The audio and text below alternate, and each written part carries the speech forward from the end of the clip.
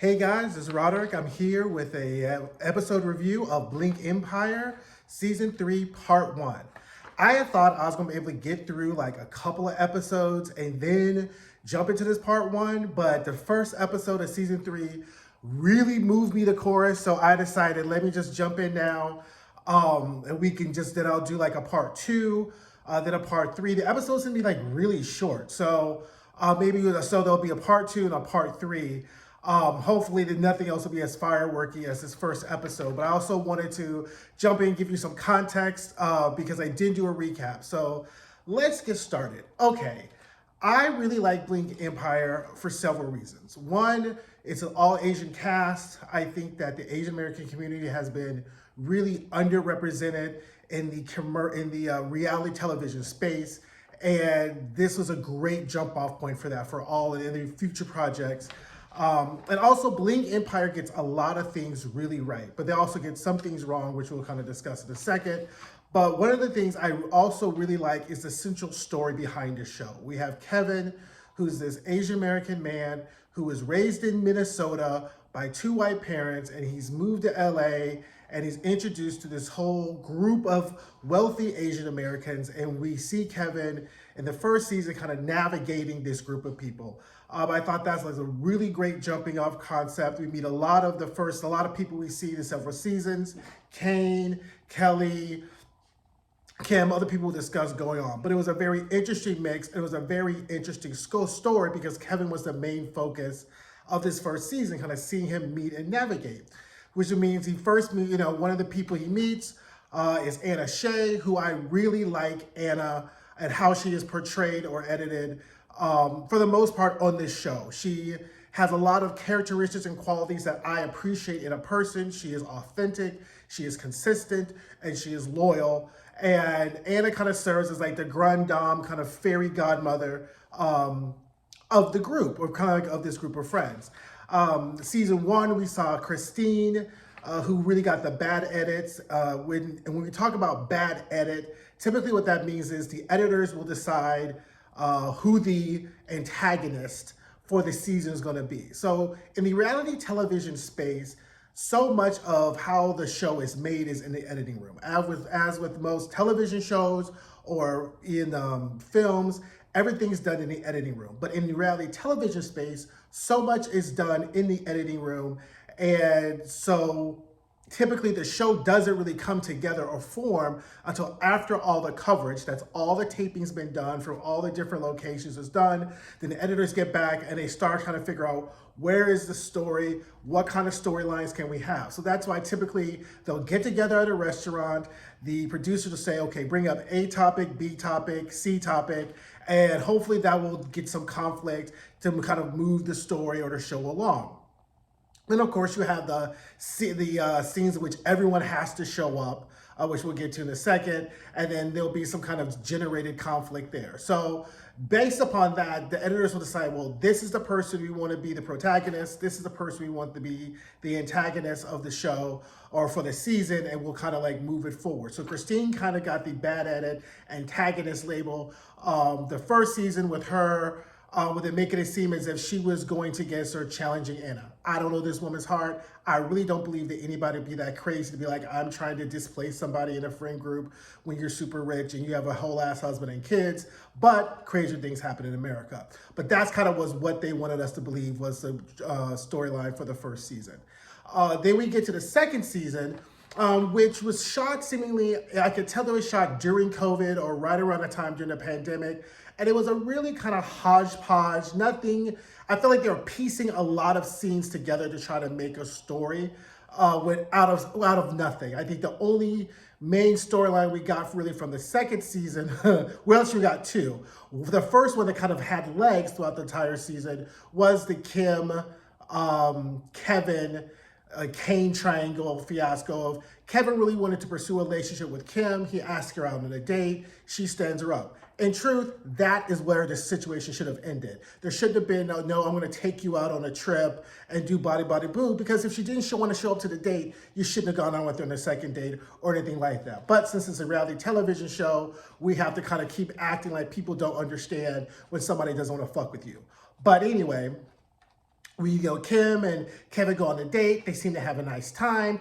I could tell that Kim really wasn't into Kevin. I think she was entertaining the idea. The producers were like, go out with Kevin. And you could kind of tell during the process that she was kind of like, I don't know. And then at some point off camera, I think Kim decided she just didn't want to fuck with Kevin. So when Kane shows up with this new information that Kevin slept with someone 2 weeks after they went on a date, it really gave Kim the great out to be like, okay, I don't really want to fuck with you anyway. And then Kevin, recognizing that this is a show, and also having his feelings really being hurt, kind of has that dramatic moment we saw last season. We'll get to Kane in a second, but the other storyline, which is hilarious, was Sherry, the whole discussion that they tried to give legs to Sherry, and she had this her boyfriend who she had, I think, 2 kids with, and she was pretty much she had proposed to him at a party, who she was begging for him to marry her. Women, don't beg a man ever to marry you. If he wants to marry you, he will. If he doesn't, find a man who will. But in the midst of all of that, it had come out, or they had alluded to, that somehow Sherry had allegedly started this relationship with him while he was already in another relationship, and she was got to get painted like as she was the other woman homewrecker. And Sherry said, not with my goddamn money. She was like, nope, not at all, and did not show up for the rest of the show. And that storyline was not even referenced in the recap or whatever like that, which I thought was hilarious. That Sherry was just literally was like, nope, not today. You ain't gonna try to spray me with my own tea. And she just was gone. Anyway, let's get to some of the things that Bling Empire doesn't do well. And my main problem with Bling Empire, amongst of all the great things I think the show does well, is that it really exacerbates what I call the gay ghost. So the gay ghost is a gay character or a gay person, because these aren't characters, is a gay person on a reality television show that has no corporeal desires, thoughts, ambitions, or really emotional reservoir of wants or needs, and really just acts as a ghost, moving things around in the invisible motion, but not really being a full embodied person within the show. I remember one of the first shows I saw this. If you ever watch Summer House, the gay guy on Summer House, I forget what his name was. He was a gay ghost. So you see that a lot of times is that they have gay people surrounded by heterosexuals, and their lives are not even highlighted or not even made real, but they're really the bone carrier, bone collector, person who's kind of like movies. Like I said, it's like a ghost. Who moved that lamp? It must have been the ghost. Who moved this shade? It must have been the ghost. Who said this? It was the ghost. Who did this? It was the ghost. So I don't know how much of it is Kane's reluctance to open up his life in front of the cameras to, talk about his family, his wants, his desires, his ambitions. All we do is see Kane shop and be messy. And that's not really a whole person. People have wants, they have desires, they have needs, they have disappointments, they have breakthroughs. And none of that is shown through Kane. What we see from everyone else, even if it's just a glimpse, is a glimpse into their life and kind of what they want. We see none of that with Kane. And Kane just really operates as this gay ghost in the show, which I think is a detriment to all the other gay Asian American children and young people who are watching the show. It's a detriment to gay people as a whole, because it kind of exacerbates this gay man being messy. And as we'll talk about earlier, it was talked about later, really, it really just is a disservice to Kane as a person, because I know he's more than that, and we're not seeing any of that. But I don't know whether it's because he's not providing that on screen, whether his parents are like, you're not going to be showing up here shaming us with this business. You can go ahead and mess around all your friends, but there shouldn't be your personal life being connected, or whether or not it's just a decision of the show that Kane is a low-hanging fruit to always be the antagonist of the show. So that is one of the things that I find kind of distasteful about the show. But once again, overall, I really like it's a great show. So let's get into the episode 1, the 3rd season. So we start off with the mess. So we're at Anna's house. She's with Maria, and we get a ring of the doorbell. And I was like, well, who is this? We're looking. I just assumed it was Kevin. I just saw skinny, kind of paley. I was like, oh, Kevin's coming over some flowers. Lo and behold, it's Andrew. Now, from season one, Andrew is Kelly's ex-boyfriend who they kind of painted and tilted had an anger problem. If you recall, Anna took Kelly to Paris, and Andrew was really upset. He was like screaming at her on the phone, and that relationship really kind of played itself out, during the first season, whereby Kelly decided to end the relationship, and we saw, Andrew and Kelly kind of doing that back and forth, which again, these are 20 something, late, or, mid, late 20 something, early 30, 30-year-olds. That's kind of expected in life. I'm 46. I've lived a great life. I have learned a lot of lessons. So this type of behavior from 20 something year olds is not so much out of the ordinary, right? You're going to learn how to kind of go back, what you want, what you don't want in relationships. And so we kind of saw like the Kelly and Andrew relationship fizzled, or it ended. So we come back, so Andrew's at Anna's house. I was like, well, what does he want? So obviously you know what he wants. Andrew wants to be back on the show.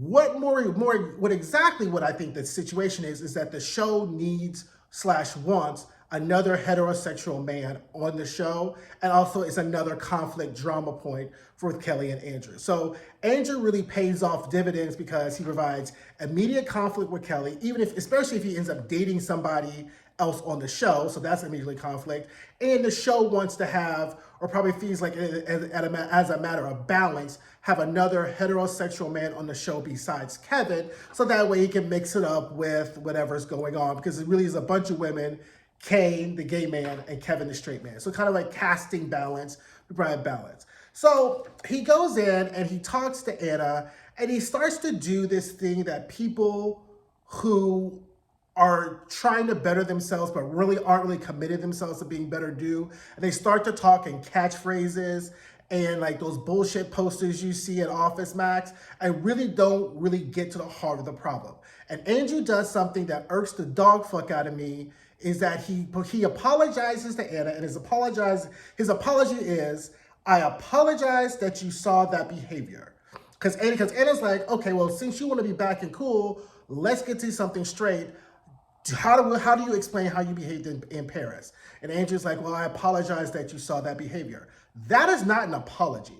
Because first of all that you're apologizing for is that you're apologizing that you got exposed that this is who you really are. So a true apology, for those of y'all in the back seats who do not understand what a real apology is a statement of remorse of the behavior. I am sorry that I did X.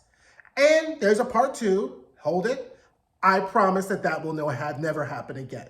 So a full apology has two parts: statement of remorse for the behavior and an assurance that it will not happen again. That what we got from Andrew was not an apology. Again, which is very symptomatic of people who really are kind of like, have a very low emotional intelligence, and B, people who just kind of think that they could say like whimsical, spiritually healy catchphrases and not really be substantive about the work that they're doing, take accountability for their behavior, and assure them that there's going to really be any kind of actual change. Andrew never told Anna he's a different person. He just said he wants to get in together with more friends so they all can heal together and whatever. Now, let's pull the curtain back. The show now needed Andrew to be back on the show. Who can bring Andrew on the show and give him that covering of gloss that isn't going to instantly cause people to be like, I'm not going to fuck with this person, this person, this person. The only person who was available to do that was Anna. So producers are like, you can go to Anna, bring her some flowers, and then she's going to bring you into the group and give you the second chance. Producers go to Anna, say, hey, Andrew's coming over. Okay, you need to just give him a good spit shine. You don't got to shine him up real good, but give him a good once-over wiping, and then he's gonna bring him back in the group. Now, Anna, from everything that we've seen from 2 seasons ago, would clearly have called Kelly and let her know, girl, just to let you know, Andrew stopped by. I don't know. I want to give him a second chance. I kind of feel like I was too harsh. I kind of feel like maybe I rushed to judgment and maybe gave you some bad advice because I really wasn't hearing his point of view. So Andrew stopped by. I'm going to bring him over to Almar and Guy's anniversary party. And I just want to give you a heads up, girl. If you want to show up, don't. But this is just what I feel like I need to do for me being authentic to who I am. That is the conversation you have when you are not on a reality television show. But because Anna is on a reality television show, and the producer's like, and you're not going to call Kelly, we need Kelly's response, Anna was like, fuck. So that is why Anna shows up at, so we'll jump the Guy and Almar's party. So that is why Anna shows up to Guy and Almar's anniversary party and no one knows it's coming because producers told her not to.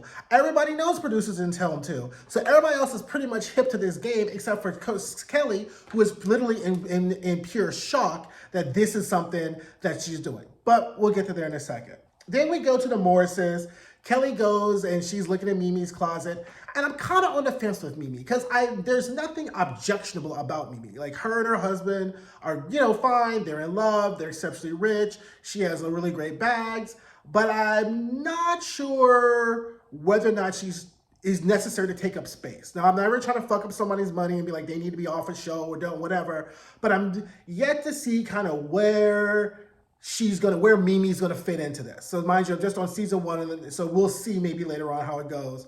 But I'm not really too sure how Mimi's gonna be fit into all of this, or whether she's just a palate cleanser person.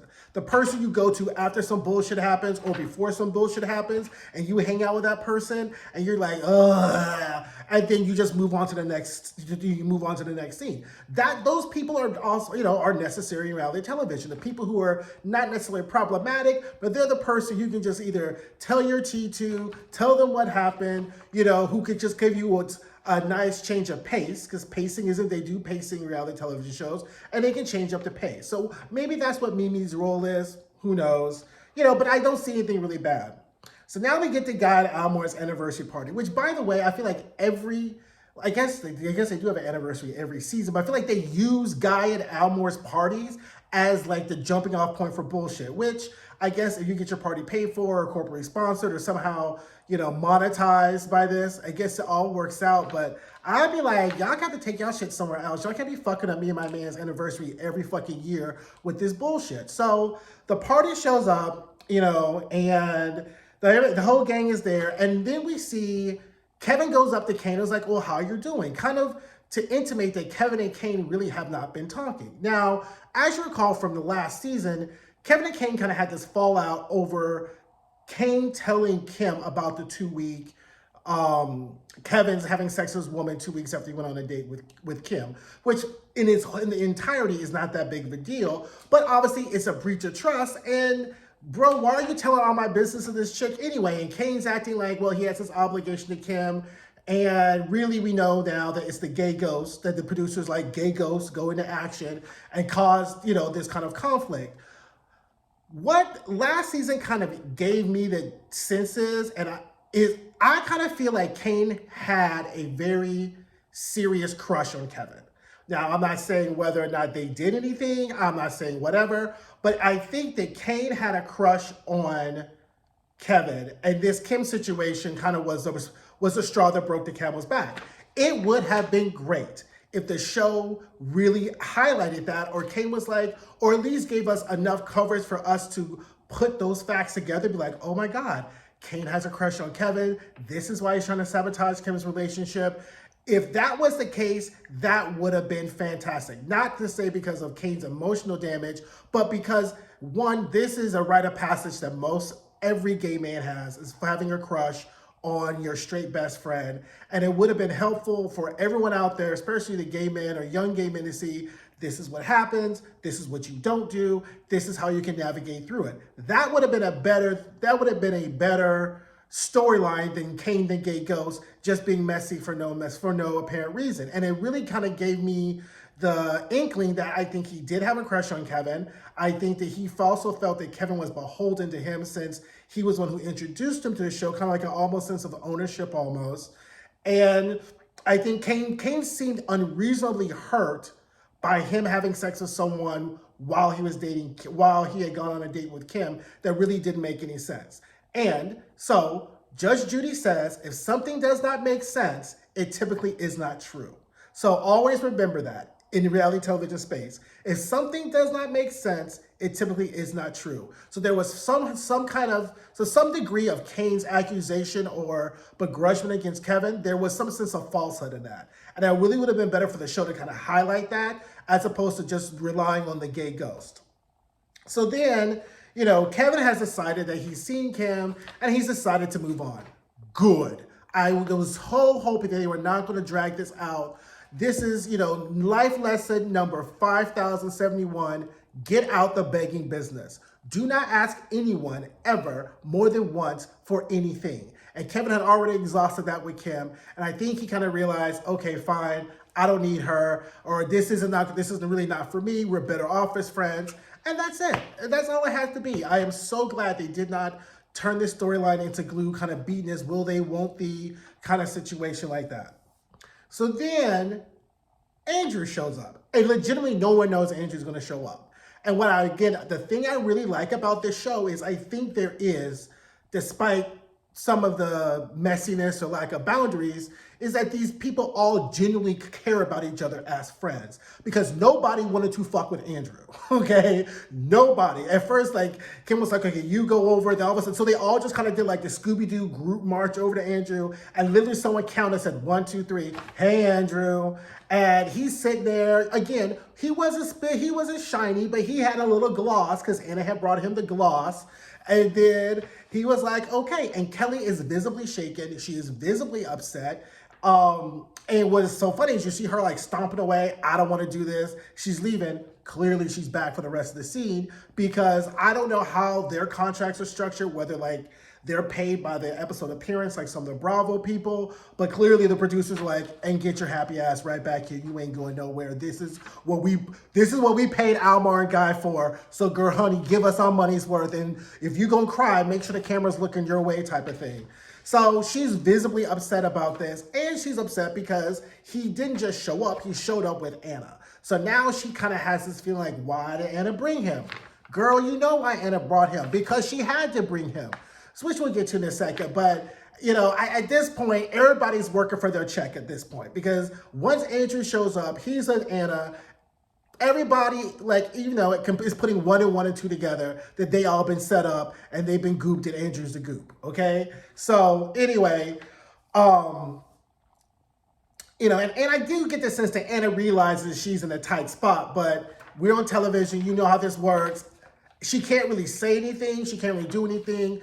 But I think she's giving a lot of nonverbal clues. Because if Anna was really like, hey, this is my friend Andrew. Hey, girls. Hey, guys. Andrew's here. That's what people do who are trying to throw somebody back in a friend group who has shown themselves to be poor in the friend group. They start doing that's what I call the spit shot. Hey, guys. Andrew's here. Look, Andrew. She didn't do all that. She just walked in. He shows up, hey, Andrew, whatever. Because she's pretty much just like, look, you ain't going to get all of that out of me. Like I said, I'll bring the motherfucker to the party. And that, whatever. He got to get an Uber back. But he'll come with me, whatever. So I think that Anna gave enough nonverbal clues that, this is what she was kind of obligated to do. So anyway, then Kim, why is your simple ass root for this? Kim and her confessional, I think they have a lot of love for each other. I think they're going to get back together. I think that just says so much more about Kim than it does anything else, because anybody who knows the history of their relationship will either A, not be rooting for them, and if she's your friend, there are better men out there than Andrew. I mean, come on. I always hate people who just always default to oh my God, they're in love, wants to be loved again. Nah, some shit you just gotta be like, I'm done with, So anyway, which I am so proud that Kelly says. Kelly's like, you know what? Skipping forward, she was like, he can get all the chances he wants from Anna. He's out of chances with me. Women, take a hint. Learn this lesson. I am a Christian. I believe in forgiveness. But forgiveness does not mean placing yourself back in the same situation.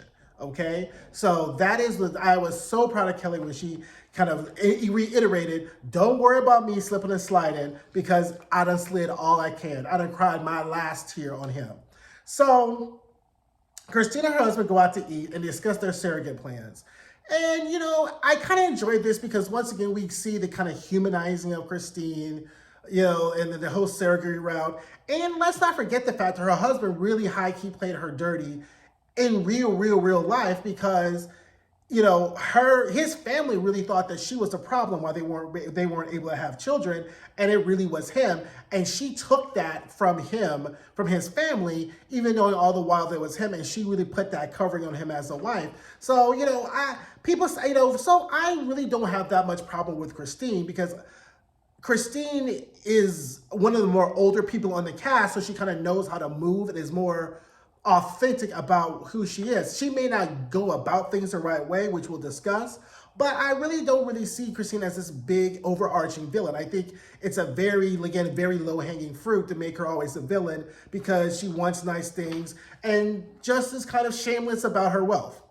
There are worse things, as we know, that you could be. What I do appreciate is she wanted to put the surrogates through like a surrogate boot camp, which I can understand that, like, because she wants them living in their house, and she's like, if all the embryos take, she's like, we'll have a basketball team. Now, clearly you would use a reputable service, and they would go through background checks and things like that, but it's just that kind of type A, one of the micromanage things that I can kind of appreciate from Christine, that she's like, I just want to make sure. I want to see the behaviors, I want to know, but nobody worth their salt is going to endure no boot camp, but I thought that was fine. Mila Kunis shows up to the restaurant, yay, and I was like, okay. So anyway, Kane and Kelly go to K-Town, and here we have the full gay ghost on display. And one of the things, again, that I'm unsure of, just because I want to give a person the benefit of the doubt, is that whether or not Kane's messiness is really rooted in his lack of substance or whether his true care for the people in his life he says care about. Obviously, it's a mix, but I think there's also more this so than others. He goes to K-Town with Kelly and pretty much admits that he's worried. So this is the thought process. I'm worried that you may start dating Andrew again. So I set up a dating profile with your picture on it and have been chatting with a man as you, so to prevent you from dating Andrew again. How the fuck does that make sense? That makes no sense at all. Like, that's the most ridiculous thing ever, which clearly, again, must be something they did for the show, because if I did that to my best friend, my female best friend, she would curse me all the way the fuck out. She would cuss me out the day I told her. She would cuss me out the next day when she woke up, thought about it. She would cuss me out again every time she burped and thought about it. I would get cursed out. So how Kelly's just sitting there like, yeah, you print this gay profile and have all this false information from me out in the world is ridiculous. Does not make sense. It's something they did for the show. And obviously Kane picked a man that he was attracted to because she was like, yeah, he's nice, but he was more excited about her, about the guy, than she is. So it would have been better for him to say, hey girl, how about we both go on dating profiles together? Here's my profile. How about I make a profile for you? You make a profile for me. Then we get to see who we can date. Again, stop making him the gay ghost. So once it was just like very, very annoying. And then he's out here like saying he's catfishing men. I just thought it was like, okay, whatever. So now we get to like the third act of the show, and we see Jamie, who I really like Jamie. Jamie seems very mature for her age. She's very well put together and is very well thought out in her words, and also knows who she is and knows who she's not, as we'll get to. So we get to this scene with Kane and Jamie, and then Kane brings up this old rumor we got from season 2, I believe, that Anna said that she wants to end Christine. This rumor kind of like was perpetuated kind of through within the second season. We saw Christine confront Anna about this. Anna's like, I know what you're fucking talking about, girl. You have zero space in my head. So therefore, since you have zero space in my head, you will have no lease on my mouth. And I don't understand why this rumor again, they have Lazarus this rumor up again to kind of manufacture. Well, I guess I do know because they're making Kane out to be the bad end again. So Jamie's like, okay, that just seems ridiculous because, as you know, Jamie and Anna have a really close relationship. And she goes, that just makes no sense. Well, Kane's like, well, I know who told Christine this. So apparently a magazine editor who works with Jamie, who also has a relationship with Christine, was the originator of this comment. Christine surmises that the only connection between this magazine editor and Anna is Jamie. So therefore, Jamie must be the person who told this comment to, which again makes sense which makes no sense, because people can come up with their bullshit lies for no reason. So either this person was lying or this person wasn't telling the truth. But the fact that now Jamie has been inserted in this really makes no sense. It kind of sees that either the producers are manufacturing some drama for Jamie to be involved in just to keep this storyline going. So Kelly meets Anna at Fogo de Chao. Love Fogo de Chao.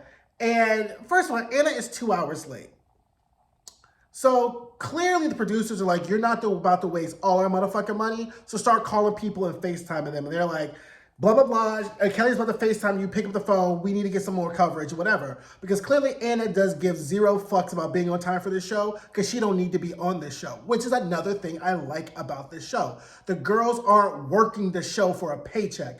Many of them could be like, I can take it, I can leave it. Now, some of them need to take it, but a lot of them can leave it. And I really appreciate that, so we don't get them constantly trying to work the show and create conflicts and have a moment just for the sake of having a moment to get their check. Because most of them don't need the money. But Anna is 2 hours late, and clearly, quite frankly, I would have left.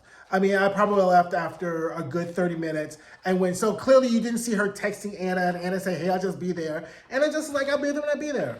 And she, obviously she had to wait, or the whole scene would have been blown.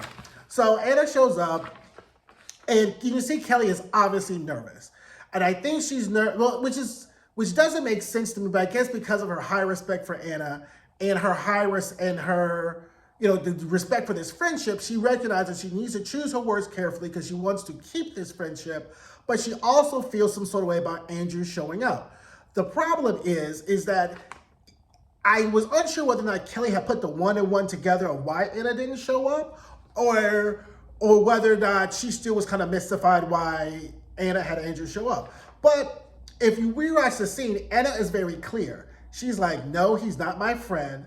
I felt bad because I feel like I misjudged him, parentheses, judged too quickly about him, and I felt I needed to make it right. So this was a way for me to make it right.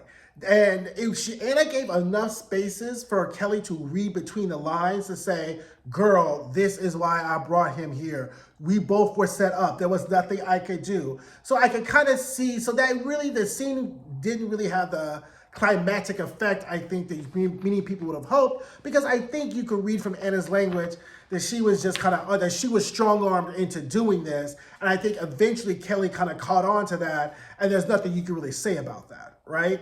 But she did, but the conversation progressed the way it typically would have progressed if you were genuinely hurt. This happened, this is what I perceive your part in it was, this is how it made you feel, this is how it made me feel, this is why I felt the way I felt, so tell me why this happened. And Anna pretty much gave that space. So I was really proud. I really liked that conversation with Kelly because it really kind of tracked with how emotionally developed, emotionally intelligent people have conversations when they're a little bit older about hurtful things that happen to them. So Jamie meets with Christine. Now this was like a very odd scene because we had never seen these two together. And Christine came walking in her I'm about to fuck a bitch up dress. And Christine's like, have you been here before? A lot of small talk. And immediately Christine starts off with, I get the feeling that you're very jealous of me. Because she accused Anna of, knowing about her family, knowing about who her father was, and being jealous of her. Just another tip. You can't accuse a person of being jealous, because immediately the person will say, well, I'm not jealous of you, because most people are not self-aware to know they're jealous. The better thing is to point towards the actions that the person has done that indicate jealousy. Jamie could not do that, / did not do that, so I was kind of unsure where this jealousy came from, or whether jealousy was just the first lily pad before we get to the next lily pad of, why is my name in your motherfucking mouth about this bullshit with Anna? She just should have started off with that and left the jealousy part out, because that is the meat and potatoes of this.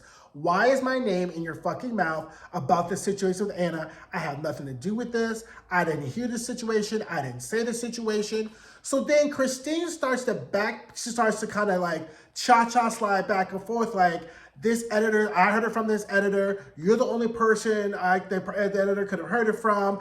I needed to come up with the name because people weren't believing me, so I had to say something. And Jamie's like, I don't understand why my name is in your mouth. And then Christine accuses Jamie of not listening. The whole scene did not make sense with the way in which it was edited, because you don't understand, again, why is after Jamie's name was not mentioned previous season. Like last season would have been time to mention Jamie's name. So why was Jamie's name mentioned now? So again, if something does not make sense, it typically means it's not true. So I don't understand, again, what the whole purpose of this whole storyline is, or because it's really, again, out of Anna's mouth, she's not thinking about Christine.